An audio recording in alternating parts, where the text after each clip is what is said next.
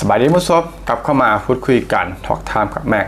เรื่องของ EP นี้ก็เป็นประเด็นที่ส่วนคิดและก็น่าสนใจเนาะว่าได้ว่าเตโซกับสุนภูมิเป็นคู่แข่งที่ซื่อซี่แต่ว่าแตกต่างกันคนระดับเป็นบ่ในมุมมองของคนกัมพูชาในช่วงที่มีการเปิดสนามบินใหม่ๆเนาะหรือแม้แต่ปัจจุบันก็เป็นความว่างของชาวกัมพูชาที่บอกถึงว่าเตโซนี่แหละจะขึ้นมาเป็นคู่แข่งของสุนภูมิบ่ในการเป็นฮับของอาเซียนดึงดูดเอาผู้โดยสารจำนวนมหาศาลต่อปีคือกับสุนภูมินะมุสลิมซึ่งเขาก็ต้องเบิ่งแบบตรงไปตรงมาเนาะตามความเป็นจริงตามข้อมูลมาพูดคุยกันบ่ได้เว้าตามอารมณ์ตามอำเภอใจในเรื่องของสกิลที่มันใกล้เคียงกันก็คือเรื่องของความทันสมัยของสนามบินมันบอกความสวยงามแล้วก็เรื่องของพื้นที่ของสนามบินซึ่งแน่นอนแหละว่าเตโซนี่ก็คือเป็นสนามบินที่เจนใหม่มันบอกเพิ่งจะมีการสร้างขึ้นมาแต่ว่าสุนภูมินี่ก็คือสร้างแล้วก็ให้บริการมาเป็น10ปีแล้วแต่ยังสามารถเทียบในเรื่องของความสวยงามแล้วก็ความทันสมัยกับเตโซได้ก็คือเป็นสนามบินที่สร้างเพื่ออนาคตเนาะท่านย้อนไปเป็น10ปี20กว่าปีที่ผ่านมาท่านผู้ชมนั่นแหละก็คือมันก็มีสิ่งที่ใกล้เคียงกันอยู่แต่ว่าสิ่งที่มันต่างกันเนาะคนระดับเลยก็ว่าได้อันนี้ก็ว่าตามตรงตามข้อมูลที่มีก็คือเรื่องของผู้โดยสารเนาะเขาจะไปพูดคุยแล้วก็วิเคราะห์กันว่าเป็นอย่างจริงเป็นเช่นนั้นท่านผู้ชมตามข้อมูลตามความเป็นจริงแบบตรงไปตรงมาสิ่งที่มีความใกล้เคียงกันเนาะเช่นว่าเรื่องของรันเวย์ที่มีความยาวประมาณ 4,000 เมตรหรือว่า4กิโลเมตรท่านผู้ชมรองรับเครื่องบินขนาดใหญ่เช่น A380 มันบ่สนามบินขนาดใหญ่และก็มีความทันสมัยที่ใกล้เคียงกันตั้งเป็นศูนย์กลางการบินของภูมิภาคเตโซนั้นมีพื้นที่ประมาณ 2,600 เฮกตาร์อาคารผู้โดยสารประมาณ 240,000 ตารางเมตรทั้งหมดส่วนสุนภูมิมีพื้นที่ประมาณ 3,500 เฮกตาร์ทั้งหมดอาคารและก็คอนคอร์สรวมกันประมาณ 563,000 ตารางเมตรแน่นอนเนาะว่ามันก็มีความต่างกันเรื่องของพื้นที่แต่ว่ามันก็ยังอยู่ในสเกลที่มันพูดคุยกันได้เนาะบริต่างกันเท่าขนาดนั้นมุสลิมเรื่องของพื้นที่ความสวยงามแล้วก็ความน่าสมัยเนาะจากข้อมูลตามความเป็นจริงนะมุสลิมว่าได้ว่าทางสนามบินนี้ก็มีแผนที่สามารถเพิ่มคิดความสามารถใดในอนาคตก็สามารถขยายได้ทางสนามบินนะมุสลิมต่อมาก็คือเป็นจุดเนาะเป็นจุดต่างเป็นจุดพีคหรือว่าเป็นหัวข้อหลักของ EP นี้ก็คือเรื่องของผู้โดยสารจริงต่างกันคนละระดับท่านผู้ชมก็คือคนละสเกลเลยเช่นว่าในปี 2025 ที่ผ่านมาสุนภูมินั้นมีผู้โดยสารประมาณ 62.9 ล้านคนนั่นแหละ60 กว่าล้านคนที่เข้ามาใช้บริการสุนภูมิทางค่าเข้าและก็ค่าออกเนาะนับเป็นจำนวนครั้งคนเลยก็คือ 62.9 ล้านคนผู้โดยสารระหว่างประเทศประมาณ 50.5 ล้านคนท่านผู้ชมติดเป็นอันดับที่12ของโลกดันผู้โดยสารระหว่างประเทศนั่นแหละสุนภูมิติดเป็นอันดับที่12ของโลกก็คือเป็นเบอร์ต้นๆเลยตัดมาที่เตโซท่านผู้ชมเปิดให้เป็นทางการก็คือวันที่9 กันยายนมันบอกในปี 2025 ที่ผ่านมาก็ได้ว่าช่วงนี้แหละเป็นช่วงที่มีการฮือฮากระแสโซเชียลก็คือมีการสนทนากันอย่างหนักหน่วงเนาะคนกัมพูชาก็ออกมาด้วยความภาคภูมิใจว่านักบินแห่งใหม่ของกัมพูชาจะมาเป็นคู่แข่งของสุนภูมิต่างๆนานาเนาะซึ่งมันก็บ่ผิดเนาะเป็นความภาคภูมิใจแล้วก็เป็นการคิดวิเคราะห์ของคนกัมพูชาเองทั้งหมดแต่ว่าความเป็นจริงก็ต้องบอกกันอีกเรื่องหนึ่งในช่วงเดือนกันยา5 เดือนธันวาในปี 2025 ที่ผ่านมาทั้งหมดเตโซนั้นมีผู้โดยสารประมาณ 1.67 ล้านคนซึ่งก็ต้องยอมรับเนาะว่าเป็นช่วงเปิดใหม่แล้วก็มีผู้โดยสารก็ค่อนข้างจะน้อยทั้งหมดความจุของเพจแรกที่ขาดประมาณ 15 ล้านคนต่อปี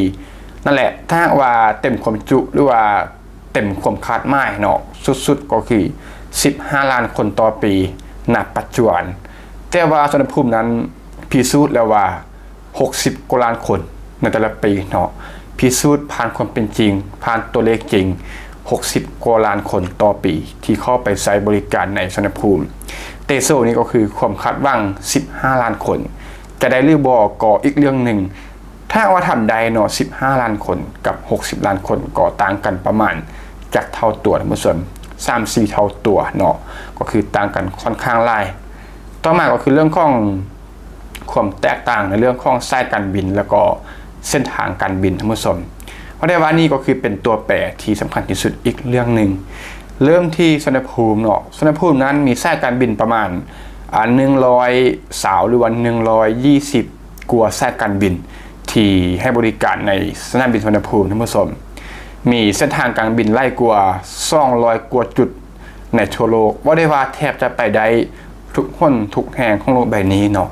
เป็นฮับของไทยแอร์เวย์กับสตาร์อะไรอันเนาะก็คือสตาร์อะไรอันเลยก็คือมันเป็นเครือข่ายท่านผู้ชมเป็นเครือข่ายความร่วมมือของสายการบินระดับโลกที่เชื่อมเที่ยวบินและก็ผู้โดยสารให้สามารถต่อเครื่องข้ามสายการบินได้อย่างหลายๆต่อเนาะก็คือเป็นบริษัทที่ให้บริการด้านการบินท่านผู้ชมมีทางเที่ยวบินระยะไกลจากยุโรปและก็อเมริกาและก็การต่อเครื่องบินในทั่วโลกเนาะนี่คือความสามารถของสุวรรณภูมิท่านผู้ชมมีความถี่ที่ว่าสูงเนาะความถี่ของเที่ยวบินหลายร้อยเที่ยวบินต่อวันประมาณ950เที่ยวบินต่อวันท่านผู้ชมถ้าแม็กจิวบ่ผิดแม็กก็ได้เฮ็ดไปแล้วเรื่องของเที่ยวบินที่บินขึ้นลงtake off landing สุวรรณภูมิประมาณ950เที่ยวบินเนาะต่อวันตัดมาที่เตโซนั้นมีสายการบินประมาณ20 ถึง 30 สายการบินแตกต่างจากสุวรรณภูมิ100 กว่า120 กว่าสายการบินท่านผู้ชมแตกต่างกัน 3-4 เท่าตัวเช่นเคยมีเส้นทางการบินประมาณ80 จุดก็คือ80 จุดหมายเน้นภูมิภาคเอเชียเป็นหลักเนาะเที่ยวบินระยะไกลนั้นยังมีข้อจำกัดท่านผู้ชมบทบาทหลักนั้นยังเป็นregional airport หรือว่าเป็นสายการบินเป็นสนามบินระดับภูมิภาคเนาะก็คือยังบินไปเรื่องยุโรปอเมริกาบินไปไกลยังมีข้อจำกัดอย่างบ่ได้มีขีดความสามารถที่ดีคือกับสุวรรณภูมิท่านผู้ชมนี่คือความแตกต่างเนาะบทสรุปของความแตกต่างของข้อนี้เลยก็คือสุวรรณภูมินั้นมีเครือข่ายจากทั่วโลกบวกกับ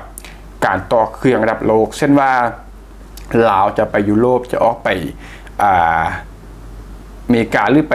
บอลไกลๆมันบ่จะบินตรงเลยมันก็เป็นไปบ่ได้เนาะนั่นต้องบินไปลงที่สุวรรณภูมิก่อนเนาะไปที่กรุงเทพแล้วก็ต่อเครื่องจากนั้น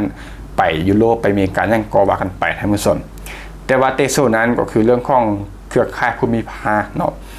ส่วนใหญ่ก็ให้การบินให้บริการการบินระหว่างประเทศเท่าด้วยซ้ำเนาะบินภายในกัมพูชาเองแล้วก็ประเทศใกล้เคียงท่านผู้ชมต่อมาก็คือเป็นอย่างสุวรรณภูมิจึงเนื้อกลัวทั้งขนาดนี้ท่านผู้ชมสุวรรณภูมินั้นความเนื้อกลัวเนาะบ่ได้แม่นว่ามีสนามบินที่ใหญ่กว่าแต่ว่ามีดีมานด์แล้วก็เน็ตเวิร์กรองรับดีมานด์ในความต้องการนี่ก็คือสูงอยู่แล้วซึ่งถ้าท่านว่าความต้องการมาจากใส่แน่นอนเนาะข้อนี้ทุกคนรู้กันดีก็คือไทยนั้นก็คือเป็นเมืองท่องเที่ยวระดับโลกมันบ่ต่างชาติเข้ามาเที่ยวระดับ30 กว่าล้านคนต่อปีนี่แหละไม่ถึงดีมานด์ในการต้องการไซต์เที่ยวบินหรือว่าการต้องการบินมาลงที่สุวรรณภูมิกรุงเทพนั้นก็เป็นเมืองท่องเที่ยวแล้วก็เป็นศูนย์กลางระดับโลกเช่นกรุงเทพเป็นเมืองท่องเที่ยวเนาะแล้วก็สุวรรณภูมิในกรุงเทพนี่แหละก็คือเห็นภาพอย่างชัดเจนแบบบ่ต้องอธิบายเนาะคนจะมาเที่ยวไทยก็ต้องมาลงที่กรุงเทพก็ดูนักท่องเที่ยวเข้ามาอยู่แล้วนั่นเห็นให้สุวรรณภูมินั้นมีดีมานด์ในการใช้สายการบินเป็นจำนวนหลายทั้งหมดว่าจะเป็นบินเข้ามากรุงเทพโดยตรงเพื่อจะมาเที่ยวกรุงเทพหรือมาเที่ยวไทยหรือว่าจะเป็นสายการบินพวกต่อเครื่องเนาะที่มันได้ว่าไปว่าลาวจะบินออกยุโรปหรือว่ายุโรปจะบินมาลาวหรือจะข้ามทวีปต่างๆนะก็คือว่าได้ว่าไทยก็เป็นฮับเนาะสุวรรณภูมิก็เป็นฮับในการต่อเครื่องในการเปลี่ยน